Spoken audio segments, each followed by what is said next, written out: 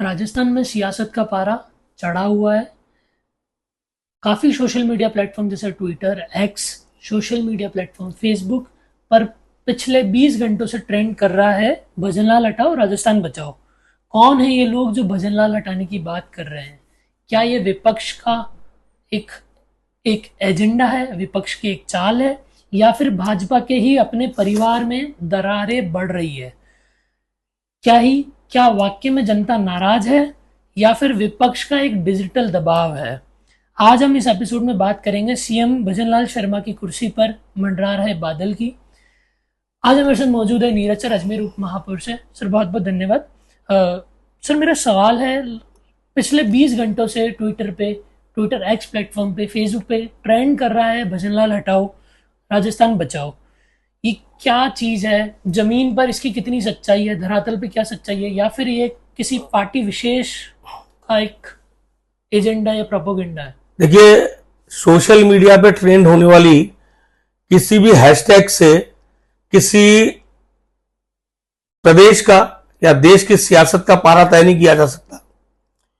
राजस्थान में जिस प्रकार से भजनलाल सरकार 2 वर्ष से, तकरीबन पौने 2 वर्ष से काम कर रही है, और उस काम से अगर किसी को परेशानी है तो उन लोगों को है जो कि राजस्थान की जनता के विकास को, राजस्थान की जनता की खुशहाली को, राजस्थान की समृद्धि को पचा नहीं पा रहे हैं।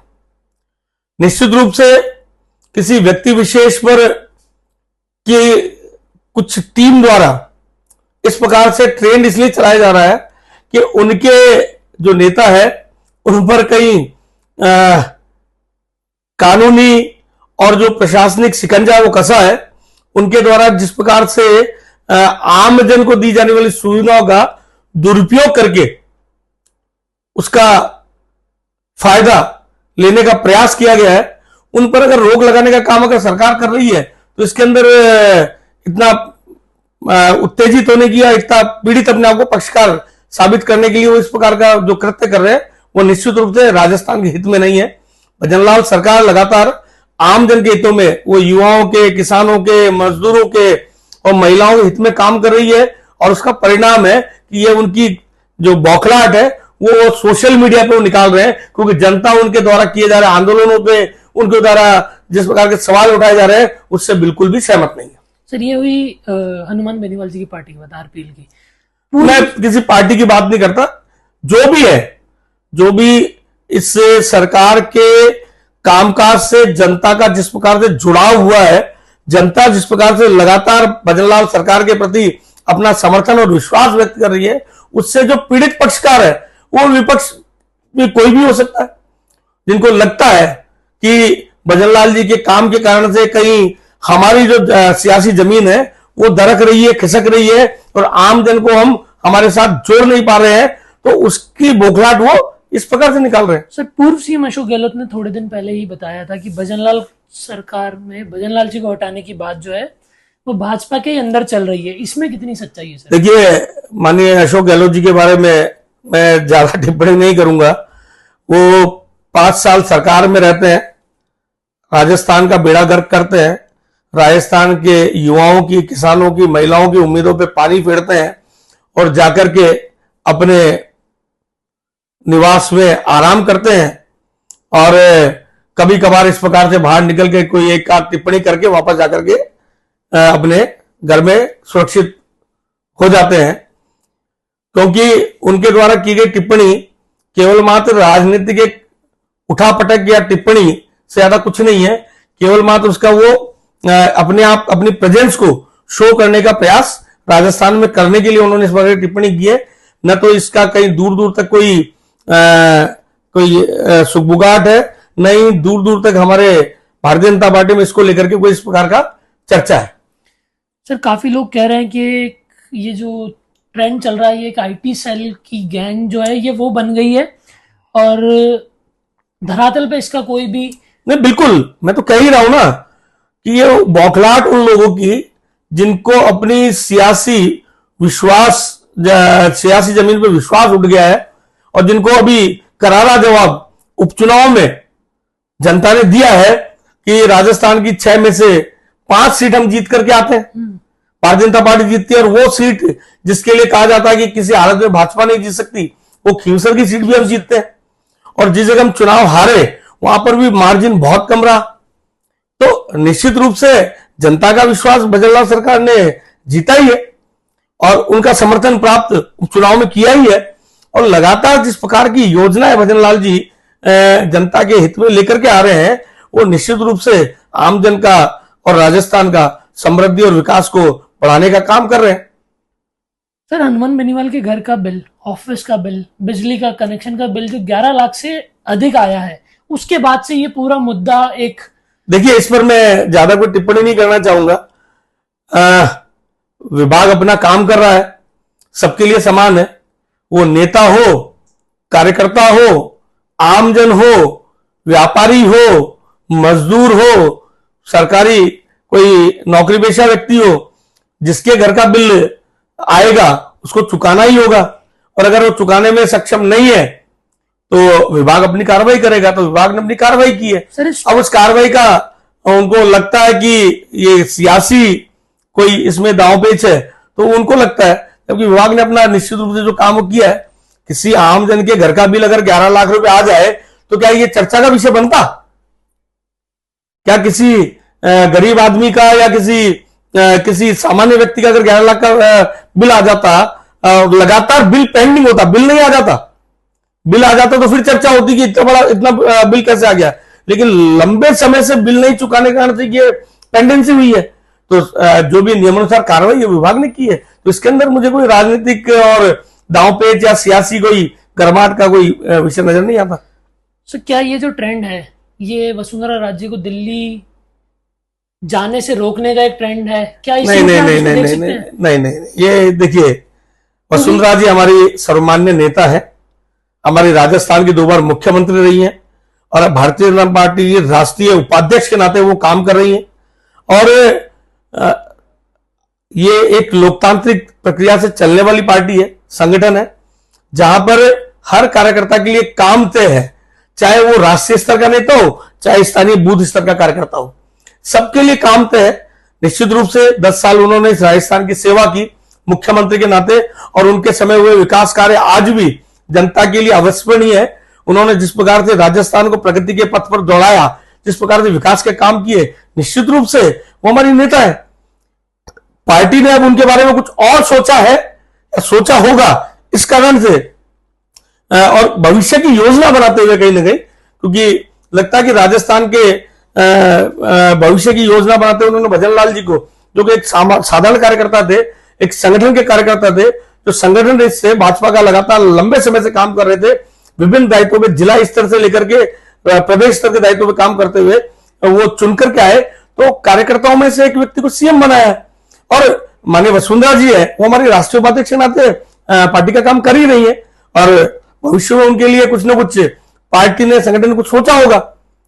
तो इसके कारण से कि राजस्थान में कहीं ना कहीं नेतृत्व जो है, एक युवा और एक नया नेतृत्व आए, इस प्रकार का प्रयास हमारे राष्ट्रीय नेतृत्व में किया है। और भजनलाल जी उसी का परिणाम है कि एक सामान्य कार्यकर्ता आज मुख्यमंत्री के रूप में, एक सरपंच रहा हुआ व्यक्ति मुख्यमंत्री के रूप में इस राजस्थान का नेतृत्व कर रहा है और राजस्थान की जनता के लिए लगातार काम कर रहा है। आप देखिए ना, भजनलाल जी की सरकार आने के बाद 2 साल जो 2 बजट जो पाए, वो बजट किस प्रकार से महिलाओं, युवाओं, किसानों, मजदूरों, आमजन को समर्पित बजट थे। किस प्रकार से विभिन्न योजनाओं की उसमें घोषणा हुई। जिस आयुष्मान को रोक करके बैठे थे, उस आयुष्मान को शुरू किया। आरोग्य योजना के अंदर हमारे जो राजस्थानी भाई बाहर जाकर इलाज कराना चाहते हैं, उनको इलाज करने की सुविधा दी। किस प्रकार से प्राइवेट सेक्टर के अंदर 1.25 लाख से ज्यादा जॉब देने का प्रयास उन्होंने किया। किस प्रकार से 1.5 लाख से ज्यादा युवाओं को रोजगार, मुख्यमंत्री रोजगार मेले के अंतर्गत दिया। किस प्रकार से राजस्थान, जो कि पानी के कारण से जाना जाता है कि जिसमें पानी नहीं है और बिन पानी सब सून जब कहा जाता है, जो राजस्थान अपने रेगिस्तान के कारण से मौसम के कारण पानी की कमी को जूझता था, उसकी कमी को दूर करने के लिए ईआरसीपी जैसी महत्वाकांक्षी योजना पर काम करके, सरकार आते ही तुरंत काम करके, केंद्र के साथ समन्वय करके, मध्य प्रदेश सरकार के साथ समन्वय करके ईआरसीपी योजना को लेकर के आए, जिससे पूर्वी राजस्थान और राजस्थान के तकरीबन 20 जिलों को फायदा होगा। और उस 20 जिलों के 3.5 करोड़ से ज्यादा जनता को पीने का पानी मिलेगा। 2.5 लाख हेक्टेयर से ज्यादा जमीन सिंचित होगी और विभिन्न स्थानों पर जो हमारे इंडस्ट्रियल जो कॉरिडोर बन रहे हैं, इंडस्ट्रियल जो हब बन रहे हैं, उनको भी पानी मिलेगा। तो आप देखिए, आमजन को पीने का पानी मिल रहा है, किसान को जमीन के लिए, खेती के लिए पानी मिल रहा है और उद्योगों को चलाने के लिए पानी मिलने वाला है।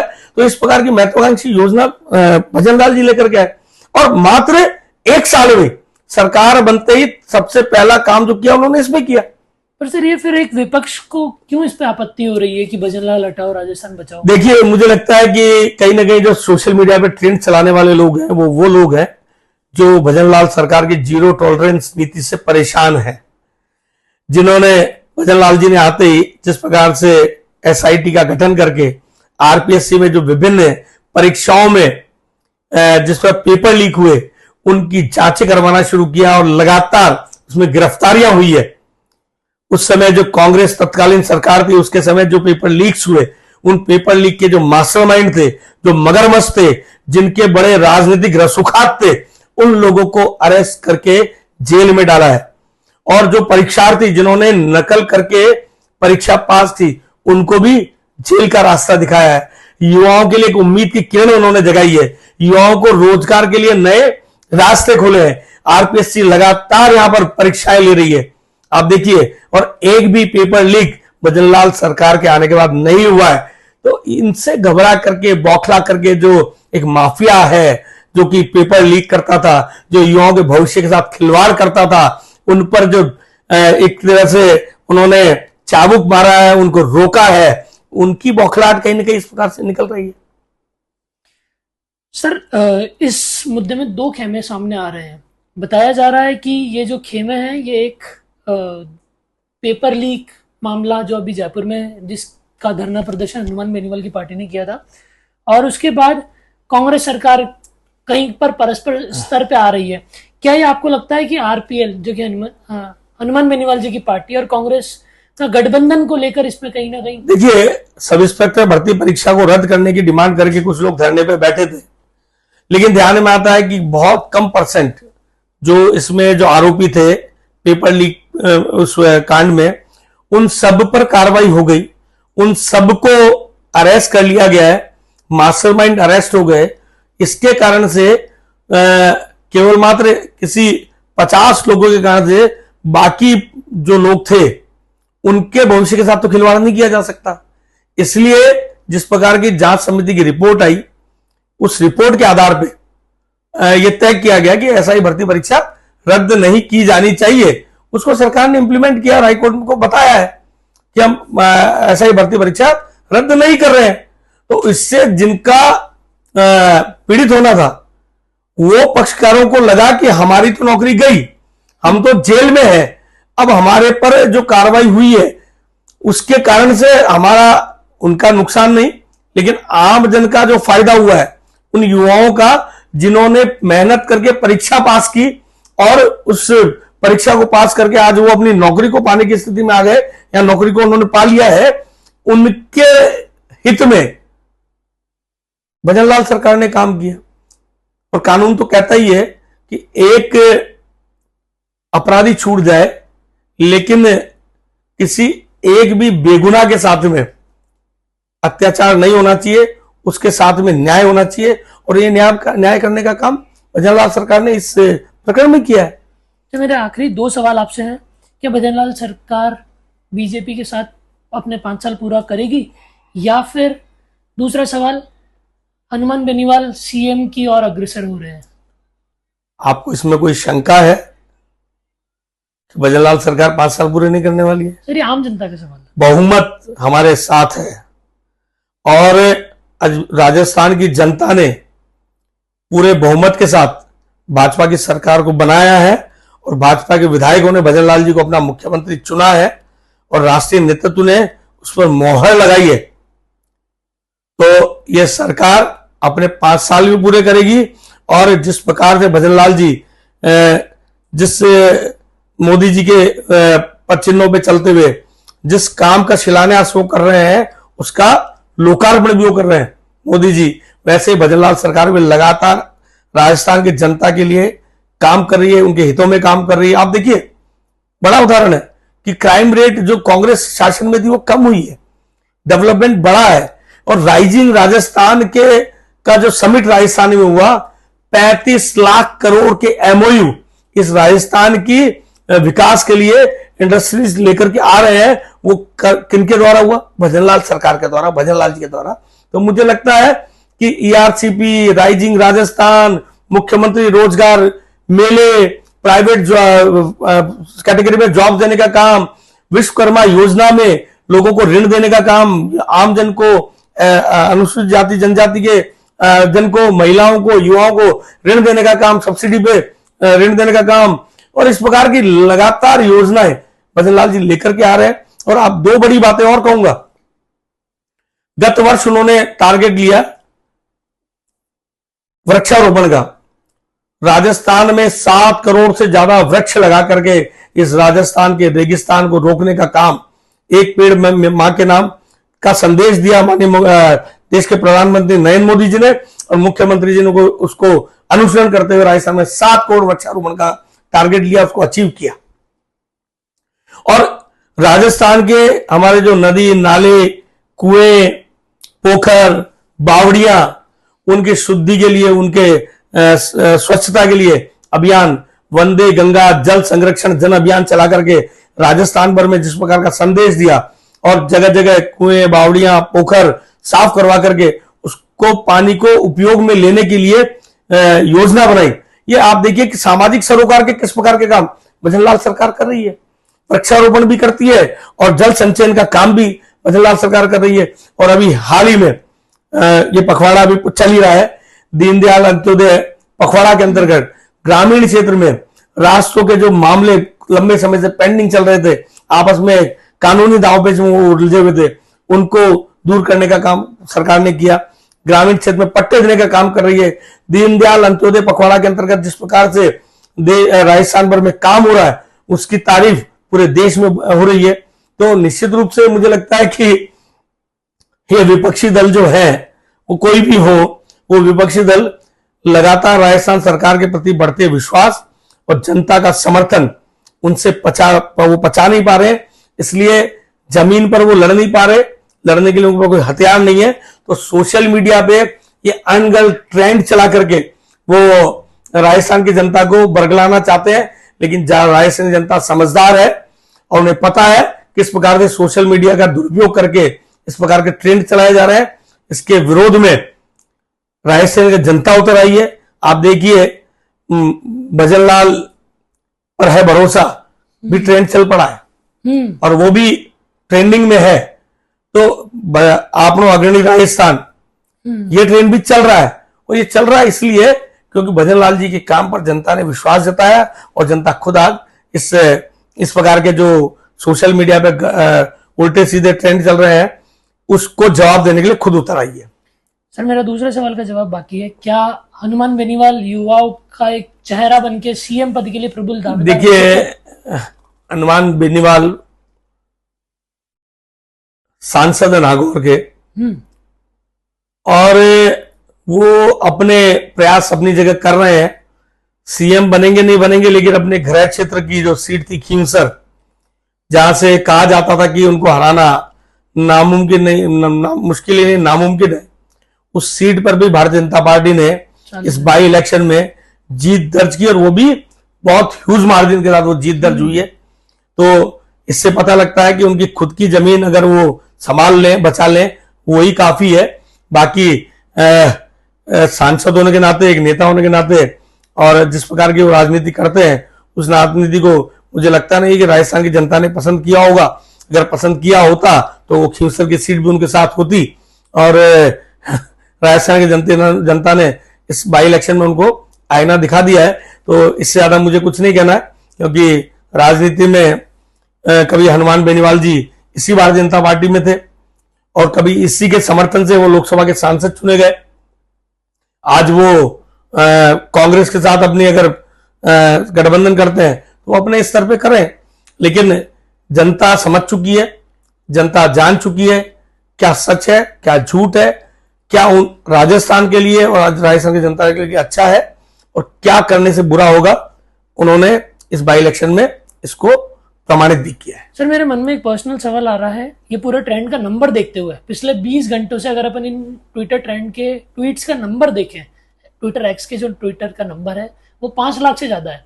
अभी इलेक्शंस में हनुमान बेनीवाल की पार्टी ने इतना समर्थन में वोट ही नहीं पाए, उससे ज्यादा ये नंबर है। आपका इस पे क्या कहना है? देखिए, मैं इस पर कोई टिप्पणी नहीं करना चाहूंगा। मुझे इतना ही कहना है कि सोशल मीडिया के ट्रेंड किस प्रकार चलाए जाते हैं ये जग जाहिर है, और अब तो सोशल मीडिया को लेकर के आमजन भी बिल्कुल जान चुका है किस प्रकार से ट्रेंडिंग की जाती है, किस प्रकार से पेड प्रमोशंस करवाए जाते हैं, किस प्रकार से पेड ट्वीट्स एक्स हैंडल पे कराए जाते हैं, इंस्टा पे कराए जाते हैं। तो कमर्शलाइजेशन जब सोशल मीडिया का हो गया है तो पैसा फेंको तमाशा देखो, तो मुझे लग रहा है कि सिर्फ तमाशा देखने के लिए ही कुछ काम इस पे किया जा रहा होगा। धरातल पे इसमें कोई कतई सच्चाई नहीं है, कोई आम जन का समर्थन इस प्रकार के आंदोलन को नहीं है। और ध्यान में आता है कि जिस प्रकार के आंदोलन करने का प्रयास किया, कुछ धरने प्रदर्शन भी जयपुर में हुए लेकिन वो फ्लॉप शो साबित हुए। बड़ी रैली करने की घोषणाएं हुई, बड़े प्रदर्शन की बात विपक्षी दलों ने की, लेकिन न वो प्रदर्शन कर पाए, न रैली कर पाए, क्योंकि न तो आमजन आया, न उनकी ही पार्टी का कार्यकर्ता उनके साथ आकर के खड़ा हुआ। तो जमीनी हकीकत कुछ और है, सोशल मीडिया पे कुछ भी चलता रहे, उनसे चलने से राजस्थान के विकास का जो रथ भजनलाल जी लेकर के चल रहे हैं वो रुकने वाला नहीं है। राजस्थान की जनता की समृद्धि की, सुख शांति की जिस प्रकार वो चिंता कर रहे हैं, निश्चित रूप से ये अपने आप में एक ऐतिहासिक सरकार ये कार्यकाल रहने वाला है।